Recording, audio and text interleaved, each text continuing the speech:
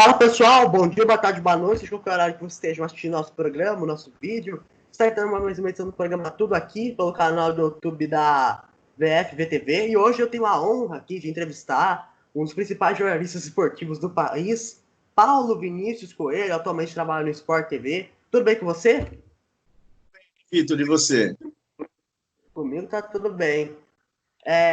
E eu queria começar te perguntando, eu tô perguntando essa pergunta para todas as pessoas que eu tô entrevistando, porque é importante saber, como é que você está lidando com a situação da pandemia do coronavírus?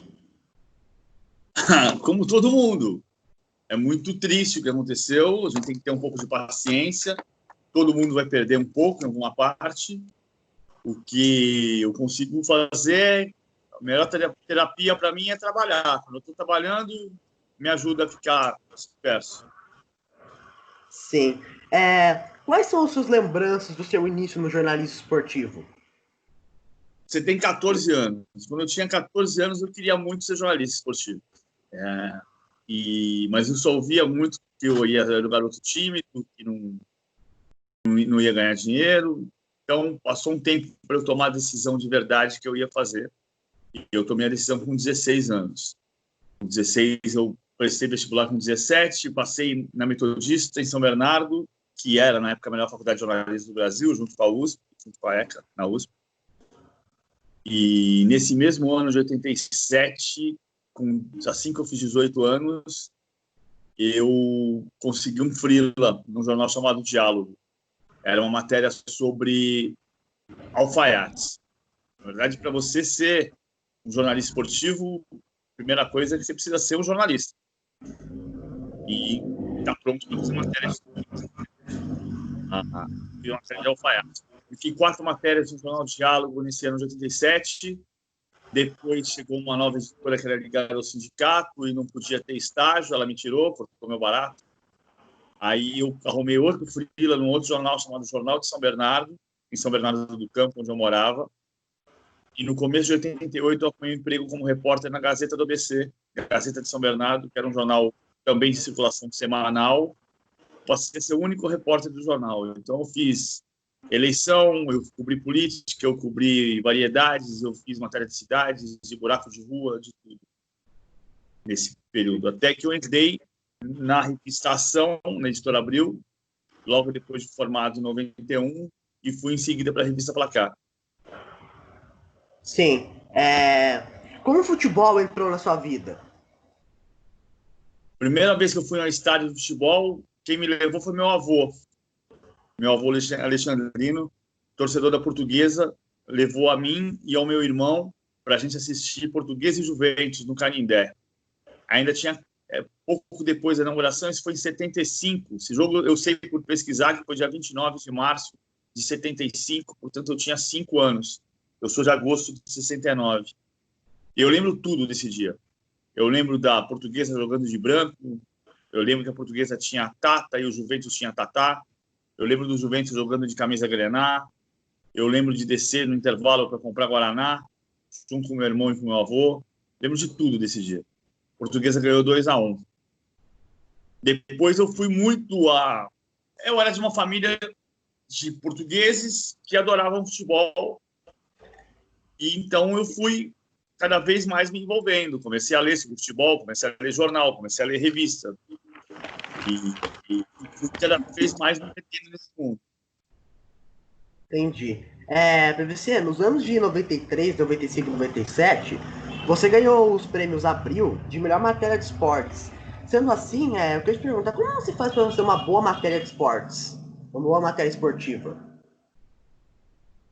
Bom, esses prêmios Abril são de edições de 91 a 95. A gente fazia na revista Placar, Celso Muzelti, Sérgio Martins, Álvaro Almeida, eu, mais a equipe de arte, com André Luiz Almeida, com o Jonas, com o Walter Mazzucchelli e o Ricardo Correia, que era editor de fotografia. Era uma equipe pequena, a gente fazia edições especiais.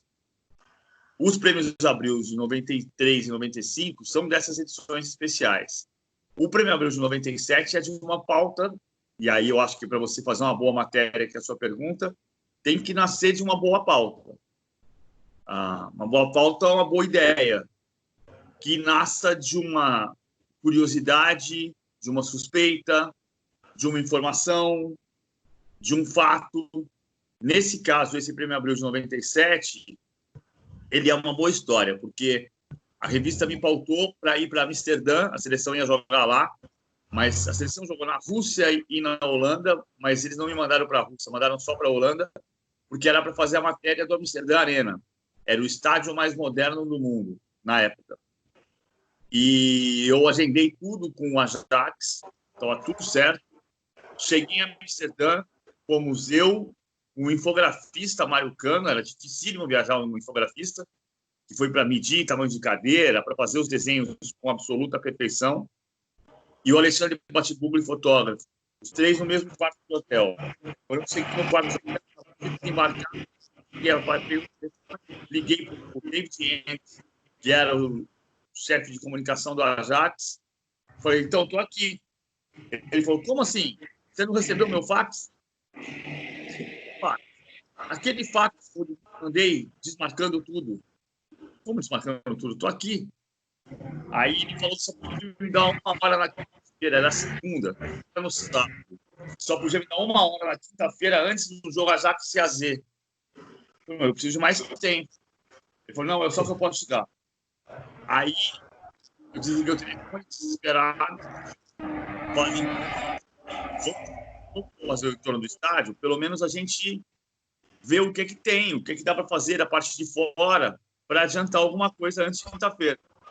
Vamos para o estádio, estamos fazendo na parte de fora, de repente eu empurro um portão, bum, abriu, entramos, Mário, já cadeira, descemos no vestiário, vimos banheiras de hidromassagem, subimos, fomos na sala de segurança, o cara estava lá, mostrou quantas câmeras tinha, como é que funcionava, como é que não funcionava, fizemos. No dia seguinte, voltamos para lá, mesmo portão, estava aberto de novo, fizemos tudo de novo. Quando chegou na quinta-feira, o David Hentz me recebeu, caminhou comigo pelo estádio, falava assim, aqui é o vestiário acontecendo, aqui não pode entrar em segurança. Tem um pouco de sorte nisso também, né? Entendi. Quem você tem como referência? Entendi. Quem você tem como referência no jornalismo esportivo? Quando você sonhava em ser jornalista esportivo, você tinha como referência ou tem até hoje, por exemplo? Eu cresci lendo muita gente, né? Eu li Alberto Helena Júnior, eu li o Juca de Fúria, eu li a Placar, eu li o Jornal da Tarde, eu ouvi a Rádio Jovem Pan, gostava de ouvir o Milton Neves de manhã contando história, a Roberto Avalone, Juca de Fúria, Divino Fonseca, Lemir Martins, a Alberto Helena Júnior. Mais tarde, trabalhei com muita gente boa, trabalhei com Mauro César, trabalhei com Celso Zonzelt, trabalhei com muita gente legal. Então, você vai montando suas referências. Eu não tenho um ídolo, mas eu tenho gente que eu gosto do trabalho. Sim. E agora minha próxima pergunta, no ano de 2000 você se tornou comentarista da ESPN Brasil, né? Dá para dizer que foi a partir daí que você se tornou bastante conhecido? Você se tornou PVC, de certa forma? Eu sempre assinei as matérias Paulo Vinícius Coelho, e um dia, quando eu estava no Diário Lance, em 97, um repórter chamado Chico Silva juntou as iniciais e começou a me chamar de PVC. Quando eu me dei conta que tinha pegado o PVC, eu queria matar ele, primeira coisa. Depois eu gostei, eu gosto muito. Hoje eu gosto muito de ser PVC, gosto. Pelo nome artístico até melhor, né? Porque virou uma marca, eu gosto muito. Eu entrei na ESPN em 2000, comecinho de 2000. 2001 eu fiz mais coisas, mas 2000, por exemplo, eu fiz a final da Olimpíada de Sydney, no torneio de futebol masculino, Espanha e Camarões. Eu comentei. Aqui do Brasil, comentei a Olimpíada. Então, eu comecei em 2000, fiz bastante coisa. Em 2001, comecei a fazer o Campeonato Paulista. Todo final de semana eu fazia o Campeonato Paulista. Então, comecei a me firmar ali mesmo. A televisão dá uma visibilidade que o jornal não dá. Quando eu fui para a ESPN, eu já tinha feito 2 Copas do Mundo, em loco, 94 e 98. Então, eu já tinha uma carreira relativamente sólida. A televisão te dá uma visibilidade para isso, maior. Então, é claro que isso faz explodir. Foi muito legal, sou muito grato à ESPN por tudo que aconteceu nos 15 anos que eu trabalhei lá. Sim. Agora eu queria saber, por que você decidiu sair da ESPN Brasil depois de muito tempo, para, de certa forma, na minha opinião, entrar numa emissora que é a Fox Sports, que eu gosto, mas que não tem, de certa forma, muito seu estilo, na minha opinião. Porque a Fox Sports tem um estilo, os programas mais descontraídos e tal, e você passa uma imagem meio certinho, sabe? É. Quando eu saí, quantos anos você tinha? Você assistia a ESPN já? Então, eu passei a gostar mais de futebol a partir de 2015, sabe? Então, aí eu já não estava mais na ESPN. É. Eu já não estava. Então você não me viu na ESPN. Eu assistia um pouco, sabe? Eu pouco assistia, eu te via, sabe, comentando, sabe? Que eu passei a ficar mais fanático foi em 2015. Entendi.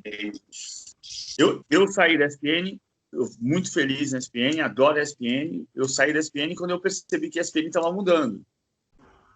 E que não é que não pudesse mudar, podia mudar, mas eu ia ficar triste. Era um lugar que eu gostava muito, que eu sentia como se fosse a minha casa. E um dia eu percebi que ela ia deixar de ser a minha casa. E que eu ia ficar triste. Eu senti, como assim estão mexendo na minha casa? E eu falei pro meu chefe, parece que você está mexendo na minha geladeira. Mas aí eu paro e penso, a geladeira não é minha, a geladeira é sua. Eu tenho uma proposta muito boa, eu vou atrás dessa proposta porque eu vou para um lugar que não é minha casa. Vou fazer outra coisa num lugar que não é minha casa. Porque se eu ficar aqui, eu vou ficar triste com as mudanças. Foi por isso que eu decidi sair. Entendi.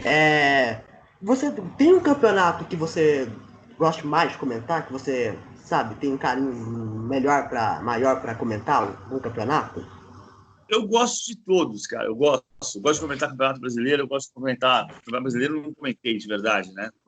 Copa do Brasil, eu gosto de comentar Libertadores, eu gosto de comentar, adorei comentar todas as Champions League que eu comentei. Champions League era sensacional de fazer. Eu fui comentarista da Premier League, quando a Premier League de fato veio passar no Brasil, eu comentava os jogos Paulo Andrade, durante 7 anos foi assim, eu adorava fazer, de certa forma a gente apresentou o futebol inglês para o mercado brasileiro. A gente contava as histórias dos times, a gente falava o que tinha acontecido com tal time, a gente fez a campanha do Chelsea campeão depois de 50 anos, a gente contava a história do quando foi campeão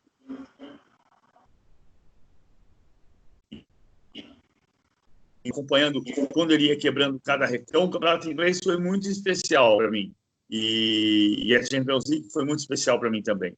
Mas eu gosto de trabalhar. Sim. Agora eu queria saber, você durante vários anos em ESPN, você comentou vários jogos de Champions League, né? Qual jogo que você comentou que você mais gostou, tipo, em de tática? Foi duelo tático bacana das duas equipes, jogo emocionante, sabe? Então, tem muitos jogos muito especiais. Muitos jogos muito especiais. Você quer que eu eleja? Eu vou eleger dois. A final de Wembley, Manchester United 1, Barcelona 3, em 2011. É um jogo muito especial. É marcante porque, para mim, aquele foi o melhor Barcelona. Foi a melhor versão do Guardiola e a melhor versão do Messi. Eu estava ali em loco. A final de 2009 também foi muito especial porque eu desci para o campo, depois da transmissão acabada, eu fui descendo, fui entrando, de repente eu dei a mão para o Guardiola. O Guardiola estava do meu lado, eu dei a mão para ele, ele me cumprimentou, foi engraçado. Mas um outro jogo muito marcante para mim é Borussia Dortmund 4, do Real Madrid 1. 4 gols do Lewandowski, semifinal de 2013. Que a gente estava no estádio, foi no dia seguinte ao anúncio de que o Götze estava deixando o Borussia Dortmund indo para o Bayern de Munique. Era uma comoção na cidade com o anúncio da saída do Götze. Tinha muita informação naquilo e, de repente, o Borussia Dortmund atropela o Bayern daquela maneira avassaladora. Esse jogo foi muito marcante. Eu aprendi a falar BVB. BVB é BVB. Sim. Agora que eu te perguntar, você tem algum esquema tático preferido? O sistema tático depende do jogador que você tem. Se você não tiver atacante, você vai ter que ser defensivo. se você tiver um time, você tem que respeitar a característica dos seus jogadores. Não é jogar 4-4-2 ou 4-3-3 ou 4-2-3-1. Se você tiver condição de jogar com um time que seja capaz de combater, desarmar, organizar e criar e chegar ao gol, e se for no 4-3-3, você vai ter mais condição de fazer. Mas você pode ser um time muito ofensivo no 4-4-2. O ideal é você ter um time que busque o gol, o tempo como premissa, marque por pressão, que dificulte a vida do adversário. Mas não com um desenho tático necessariamente. Isso pode ser uma escolha certa com os jogadores que você tiver. Sim. Qual a principal importância das variações táticas para os técnicos de futebol? Bom, taticamente, a lógica qual é? Eu preciso me proteger das qualidades que o adversário tem e explorar as deficiências que o meu adversário possui. Se você tiver isso não significa que você vai mudar o seu sistema tático por causa do adversário, mas você precisa conhecer o teu adversário e conhecer o seu próprio time para conseguir, primeiro, explorar a deficiência dele. Se ele tem um sistema de cobertura falho do lado esquerdo e eu tenho uma concentração enorme pelo lado direito, eu posso explorar esse setor. Se meu adversário, mesmo que eu seja um time de pressão e posse de bola, se eu tenho um adversário que tem uma transição defensiva lenta, eu posso atraí-lo em alguns momentos do jogo para recuperar a bola e botar velocidade. Então, é você conhecer o teu time e o adversário.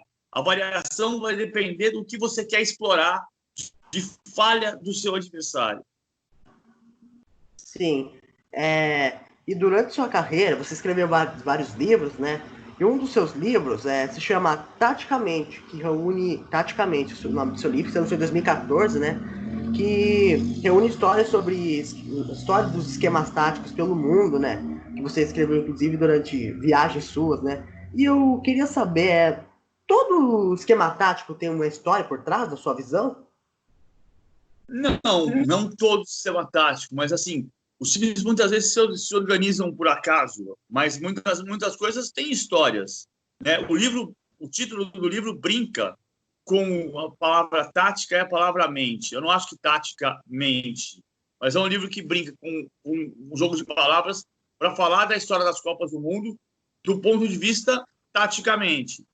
Assim, tem histórias lindas de como você pegava a Hungria, puxava o Ideguchi, que era o centroavante, para fazer papel do que hoje se convencionou chamar de falso 9, para os dois meias entrarem em diagonal, que foi uma coisa que o Barcelona fez com o Messi, esse Messi de 2011, um pouco antes, ainda em 2009. O livro do Guardiola conta a história de como ele montou aquele sistema, vendo até o final da noite um jogo do Real Madrid. Ele olhou o posicionamento defensivo do Real Madrid, viu que tinha uma distância muito grande entre a linha da defesa e a linha do meio-campo, chamou o Messi no quarto e disse: você vai jogar aqui. E puxou o Messi da ponta para o meio para ele fazer esse movimento aqui. E nesse movimento, é engraçado que, assim, por isso esse jogo de 2011 é tão marcante, porque o Messi joga de centroavante, mas ele não fica preso aqui. Se ele ficar preso aqui, o zagueiro marca. Então, o que ele faz? Ele sai aqui. Quando ele sai aqui, o zagueiro sai com ele. Se o zagueiro sai com ele, ele abre o corredor para o cara entrar na diagonal. Na jogada seguinte, ele puxa o zagueiro para sair com ele, o zagueiro não sai, porque já percebeu que alguém vai entrar na diagonal. Aí o Messi recebe solto e vai para dentro do gol. Não que aconteceu nesse jogo, mas acontecia sempre isso. E aí, na terceira vez, quando ele sai, para corrigir o buraco, o volante volta com ele. O volante vai jogar. Então, é um jogo de espaços. E à medida em que você, às vezes, descobre histórias de como um sistema nasceu. Sistema tático é o nome, né? O Guardiola gosta de dizer que não gosta desses nomes porque parecem números de listas telefônicas. Mas não são números, são nomes. Cada sistema tem um nome. 4-3-3 não é uma coleção de nomes, é um sistema cujo nome é 4-3-3. O mesmo vale para o 4-4-2, 4-2-3-1, 4-1, 4-1 e assim por diante. 3-5-2 é o nome do sistema. O esquema tático é o sistema em movimento. É o que você vai usar, da maneira como você desenhou o seu time, para que ele se movimente para explorar a deficiência do adversário. Isso é o esquema. Qual é o meu esquema para ganhar o jogo? Meu esquema é pegar um Messi, assim como um falso 9, sair com ele e abrir espaço para entrar. Essa movimentação, esse sistema em movimento, é o esquema. Sim, durante muitos anos você faz a prancheta do PVC, né? E você desvenda os esquemas táticos do time, né? E eu queria saber, é difícil desvendar um esquema tático? Ou pelo menos durante o período, você teve alguma dificuldade? Victor, eu sou jornalista, eu não sou técnico. Eu acho que a gente é jornalista para ouvir. Cada vez que eu consigo conversar com um treinador, eu preciso aprender alguma coisa. Se eu tiver um bom ouvido, eu vou aprender alguma coisa. Por exemplo, conversando com o Jorge Jesus no Mundial de Clubes, na entrevista coletiva dele, ele falou que o Liverpool é o time que mais pressiona a saída de bola do adversário. Terminada a entrevista, eu consegui encostar nele e perguntei: o que você diz que é a maior pressão do mundo? Ele falou: porque é o que ataca com 3, com 3. E eu perguntei: o Guardiola faz isso? Ele falou: não, o Guardiola não. E eu fui olhar. Aí você vai ver que no Guardiola, quando ele sobe a marcação, os 3 sobem, mas um sempre observa. Um sempre fica meio à espreita. E o Liverpool não. O Liverpool pressiona com os 3. Com o Firmino, Salah e Mané para tomar a bola. É mais forte a pressão. Como eu descobri isso? Eu descobri do meu ouvido. Não foi da minha visão. Foi de ouvir alguém que conhece mais futebol do que eu e dizer isso. Entendi. E você justamente citou o Jorge Jesus, né? Agora eu queria falar justamente sobre o Flamengo. Como é que o Flamengo, no ano passado, de certa forma, deu um cabum no futebol brasileiro, né? E deu uma chacoalhada no futebol brasileiro no ano passado, né? Que meio que muitos times hoje estão tentando jogar mais ofensivamente, né? Muitos times estão tendo que fazer frente ao Flamengo. O Jorge Jesus é muito bom técnico, como ele costuma dizer, ele não é muito bom técnico no Brasil. Ele é muito bom técnico em qualquer lugar do mundo. Ele tem uma filosofia, ele estudou muito Cruyff no passado, ele gosta desse jogo de muita movimentação, é um jogo de posição, mas é um jogo em que os jogadores se deslocam com muita frequência para abrir espaço. Ele concentra muitos homens no lado da jogada para inverter o lado e surpreender o adversário. E ele busca o ataque o tempo inteiro. A missão dele é fazer um time que arrase o adversário, arraste o adversário, faça um arrastão no adversário. Isso é muito bom. É bom você perceber que ele conseguiu fazer uma coisa que a gente achava nos últimos tempos que não acontecia no futebol brasileiro por falta de jogador. Talvez não aconteça por falta de jogador mesmo, porque é verdade também que ele teve uma condição de jogadores extraordinários, que outros times não têm tanto. Mas ele soube explorar o que cada um tinha de melhor para fazer o time mais arrasador do futebol brasileiro em 10 anos. Eu diria que desde o Santos do Neymar, que ganhou a Copa do Brasil de 2010. Sim. E quais times nessa temporada, né? É que por causa da paralisação da pandemia, do coronavírus, tudo ficou meio que definido, né? Mas quais times ainda nessa temporada podem fazer frente ao Flamengo? Eu acho que o Atlético está montando um time com jogadores para o estilo do Sampaoli. O Sampaoli vai montar um grande time. O Atlético tem que resolver a questão do ambiente e do pagamento de salários. Mas ele vai montar um time forte, porque ele vai usar peças que o Sampaoli gosta muito, do estilo que o Sampaoli gosta. Eu acho que o Internacional vai ser muito forte, porque é um técnico muito bom. Eu tenho um pouco de dúvida sobre o Palmeiras. Quero que o Palmeiras, como o Vanderlei vai conseguir montar esse time para que ele, Vanderlei, volte a ter uma temporada vitoriosa. Vai acontecer. O São Paulo vinha crescendo, o São Paulo está melhorando. Mas como parou tudo para todo mundo, a gente vai ter que esperar um tempinho para saber em que nível todo mundo volta. Sim. E eu queria saber como você avalia a forçada de barra do Flamengo para voltar logo o Campeonato Carioca, que, em tese, né, porque já paralisou novamente o campeonato no último domingo, mas em tese teremos rodado o Campeonato Carioca nesse domingo. E como você avalia essa forçada de barra do Flamengo? A sua pergunta você já respondeu? Você não me deu nem chance Quê? de responder. Na sua pergunta você já deu sua resposta. Você falou forçada de barra. Ah, sim, mas eu estou perguntando como é que você avalia. Bom, Você acha eu que o acho Flamengo que o tem que nos razão? falta é Você acha que... liderança. Eu acho que o que nos falta é liderança. O Flamengo, quando foi para o treino, o decreto da prefeitura, o Flamengo tinha entrado em acordo com o governo do estado. O governo do estado liberou que ele treinasse, embora o decreto dissesse que não era para abrir centro de treinamento. A prefeitura não deixava voltar a treinar, mas o decreto da prefeitura não proibia. O decreto da prefeitura dizia fechamento de academias de ginástica. Então, quando o Flamengo foi voltar a treinar, o que é que faltou? Se não podia treinar, faltou o prefeito dizer que não podia. Porque a gente passou 3 meses dizendo que o presidente da República não tinha razão, e, na minha opinião, ele não tinha razão, dizendo que a gente tinha que esperar as autoridades sanitárias, e eu concordo com isso, a gente tinha que esperar as autoridades sanitárias, mas quando as autoridades sanitárias disseram que podia ir treinar, ou não proibiram de treinar, você foi treinar. Nesse caso, não é uma forçada de barra. O que falta é liderança. O que falta é alguém dizer, você pode fazer isso. E tinha várias maneiras do prefeito de fazer isso. O prefeito podia ter fechado o centro de treinamento do Flamengo. O prefeito podia ter incluído palavras e publicado um novo decreto no dia seguinte. Mas ele não fez isso. Ele chamou os clubes para conversar e determinou que podia voltar a treinar. Então, o que nos falta é liderança.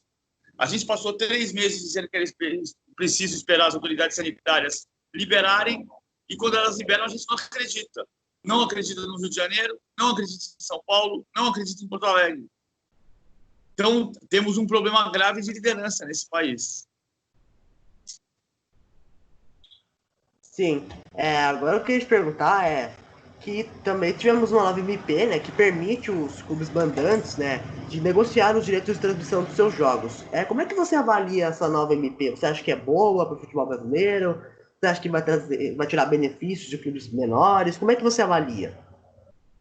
Primeiro, a questão não é para ser discutido em medida provisória, né? É para ser discutido com um longo debate para saber como deve ser a divisão dos direitos dos clubes brasileiros. Então, o primeiro erro é esse. Agora, o Flamengo querer negociar individualmente, ter o direito de negociar os seus 19 jogos e dizer que o direito é do clube mandante, não pode tirar de contexto que o melhor cenário é que os clubes façam coletivamente. Porque o que não pode é você ter uma disparidade no dinheiro de televisão. Durante mais de 10 anos, se discutiu que o futebol brasileiro tivesse um modelo de divisão mais parecido com o inglês. E passou a ser 40%, 30%, 30%, para tentar equilibrar entre visibilidade, número de transmissões, audiência, a competição técnica, o nível técnico, performance e igualdade, em 3 fatias diferentes, para tentar aproximar as cotas dos mais fortes com os mais fracos. Isso se fez com TV aberta e TV fechada. Hoje, a distância do primeiro para o último no Brasil, do primeiro para o último que recebe no Brasil, é de 40%. Na Inglaterra é 36%. Então, se aproximou esse nível de equilíbrio. Só que o pay-per-view desequilibra isso de novo, porque o valor mínimo do Flamengo é 120 e o valor mínimo do Atlético Paranaense é 6. Então, o Flamengo ganha 20 vezes mais do que o Atlético Paranaense de direito de televisão por pay-per-view. Isso é bom para o campeonato? Claro que não. Isso é ruim para o campeonato. Isso é ruim, inclusive, para o Flamengo. Porque nós estamos num período da vida em que as pessoas estão olhando mais para o campeonato inglês, para o espanhol, para o alemão, do que para o campeonato brasileiro. Quando o Flamengo pensa em ser hegemônico num campeonato que só tenha ele como participante real, ele está pedindo para as pessoas olharem mais para o campeonato inglês, para o campeonato espanhol, para o campeonato alemão. Desse ponto de vista, a longo prazo, embora não seja muito plausível, ele pode ter menos torcida que o Liverpool, porque é um nível de atração maior para o Liverpool do que para o Flamengo hoje, para os campeonatos que o Liverpool disputa do que para os campeonatos que o Flamengo disputa. Para o Flamengo, também é bom equilibrar as contas de todos os clubes para ter um resultado. Sim. Agora eu queria te perguntar, a gente está terminando a reta final da entrevista, eu queria te perguntar, falando agora de seleção brasileira, o Tite começou bem o trabalho na seleção brasileira de 2016, que estava quase nos classificando para a Copa da Rússia. Ele entrou e mudou a equipe. Na Copa do Mundo fomos eliminados pela Bélgica. Depois veio que o trabalho do Tite não está convencendo. Como é que você acha que o Tite deve dar a volta por cima, falando de seleção brasileira? Ele tem que dar uma base que ele acredite e aberto para o novo. E aberto para colocar gente nova no time. Eu não acho que ele não esteja, porque ele já renovou 50% dos convocados depois da Copa do Mundo, foram jogadores que ele não tinha convocado antes. Mas ele não conseguiu fazer o time fluir na última parte do campo. O time constrói o jogo com bola no chão, quando chega no último terço do campo, não consegue ser incisivo. Isso vai ser trabalho. Trabalhar, testar, aprimorar, ter uma ideia de jogo, acreditar nela, para que daqui a pouco o time comece a jogar bem como jogou em 16 e 17. Sim. Agora, como é que você avalia o futuro do futebol brasileiro? Essa pergunta é bem ampla. Assim, eu acho que o Brasil precisa... O grande problema do futebol brasileiro é o êxodo de jogadores. O Brasil não vai andar para frente enquanto não conseguir enfrentar o êxodo. Isso não significa acabar com ele, mas significa criar condições dos clubes não viverem da perspectiva de vender um jogador na próxima semana. Ele precisa saber quem ele quer jogar, com quem ele quer contar e quando ele vai vender, se ele quiser vender. Não pode ser como o Antony e o David Neres, que jogam 17 partidas no clube e vão embora para o exterior.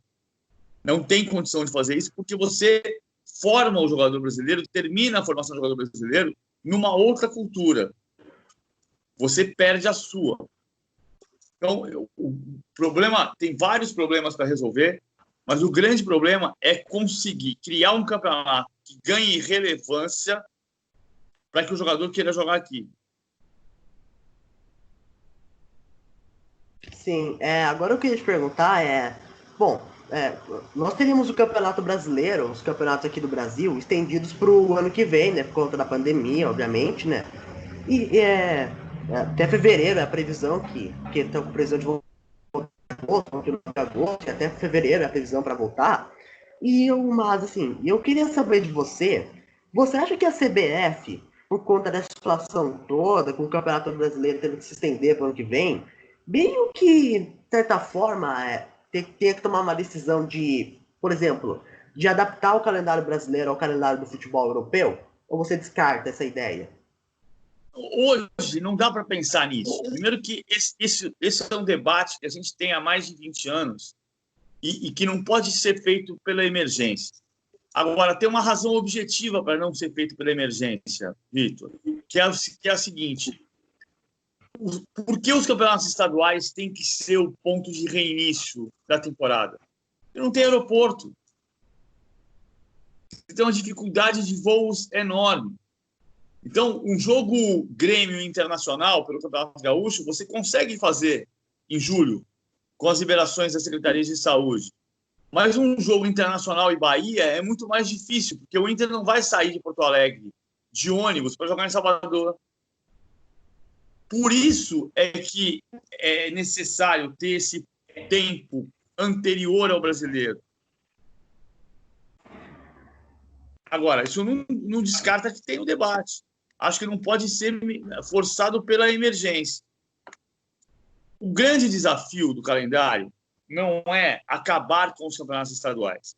O grande desafio do calendário é fazer com que times grandes e pequenos tenham 10 meses de vida útil jogando, sem que os pequenos escravizem os grandes, como na época dos estaduais, e sem que os pequenos desapareçam. Eles têm que criar fontes de receita para jogar campeonatos entre eles. O que só vai existir se houver um trabalho de formiguinha de chamar o empresariado local para trabalhar junto com os clubes e com os campeonatos. Sim. Agora eu vou para a minha penúltima pergunta, né? Você tem algum técnico preferido no futebol? Guardiola. Hoje, Guardiola. Mesmo com o Klopp, campeão da Europa e da Premier League. Acho que o Guardiola foi mais revolucionário. O Guardiola mudou a direção para onde o futebol estava indo. Sim. Agora eu vou para a nossa última pergunta, né? Você já se sente realizado completamente ou você tem algum desejo de fazer mais alguma coisa na sua carreira? Eu quero voltar a cobrir Copa do Mundo, mas quantas eu puder. Eu quero voltar a fazer Champions League, se eu puder. Eu quero fazer final de Campeonato Brasileiro, final de Campeonato Paulista, final de Campeonato Carioca, final de Copa do Brasil, final de Copa do Mundo. Não posso estar realizado. Eu tenho 50 anos, mas eu tenho muito tempo de vida útil ainda trabalhando. Quero trabalhar muito tempo ainda. Bom, gente, nosso programa tudo aqui de hoje está terminando. Muito obrigado a todos pela audiência. Muito obrigado, PVC. Muito obrigado pela sua disponibilidade. Obrigado você, Vitor. Sucesso para você, hein? Valeu. Valeu. Obrigado a todos pela audiência e tchau.